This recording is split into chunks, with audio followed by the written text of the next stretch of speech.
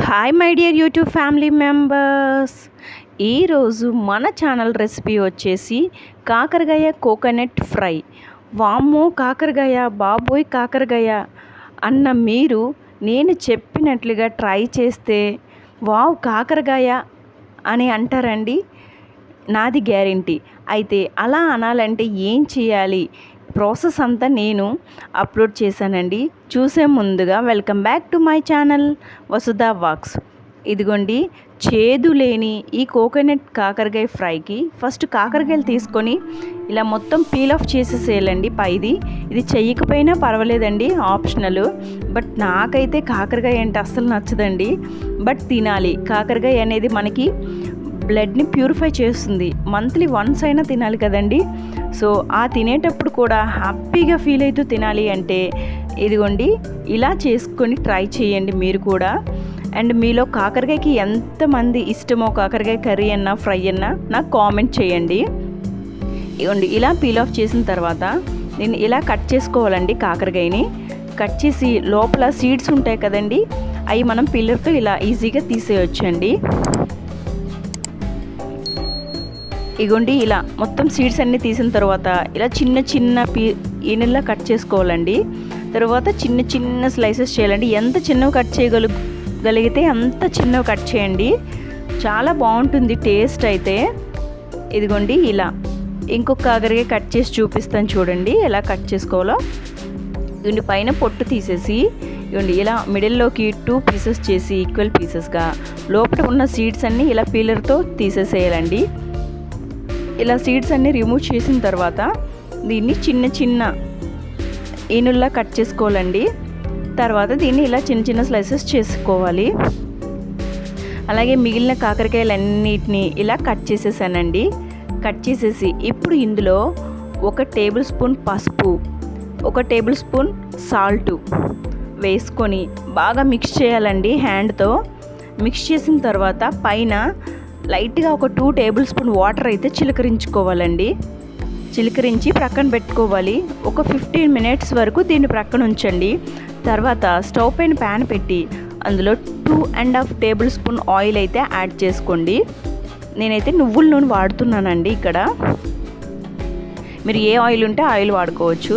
తర్వాత 1 table spoon జీలకర్ర, 1 table spoon ఆవాల్ని చిట్టుపట్లాడించి అందులో ఒక మీడియం సైజు 2 ఆనియన్స్ చిన్న చిన్న పీసెస్లా కట్ చేసుకొని వేసుకోవాలండి.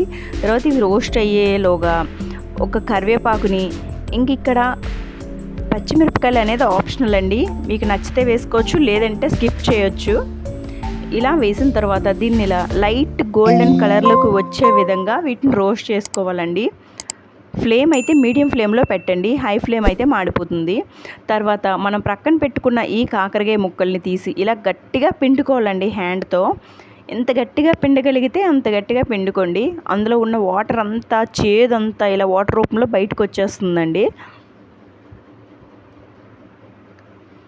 ఇగోండి ఇలా మొత్తం పీసెస్ అన్నీ ఇలా పిండుకొని ఇగో చూడండి వాటర్ చాలా థిక్నెస్ వచ్చింది, అది చేదండి, చేదు మొత్తం వచ్చేస్తుంది. నెక్స్ట్ ఇప్పుడు ఈ ఆనియన్స్ చూస్తే లైట్ గోల్డెన్ కలర్లోకి వచ్చాయి చూడండి. ఈ టైంలో మనం పిండి పెట్టుకున్న ఈ కాకరకాయ ముక్కల్ని అందులో వేసేసేయాలండి. వేసి కాకరకాయ ముక్కలను కూడా మనం బాగా రోస్ట్ చేసుకోవాలి. ఫ్లేమ్ అయితే మీడియం ఫ్లేమ్లో ఉంచండి, ఇది మాత్రం మర్చిపోవద్దు. ఒక 10 నిమిషాల తర్వాత ఇలా చూడండి మధ్య మధ్యలో కలుపుతూ ఉండండి, లేదంటే మాడిపోతుంటుంది. 1 టేబుల్ స్పూన్ సాల్ట్ వేసుకున్నానండి.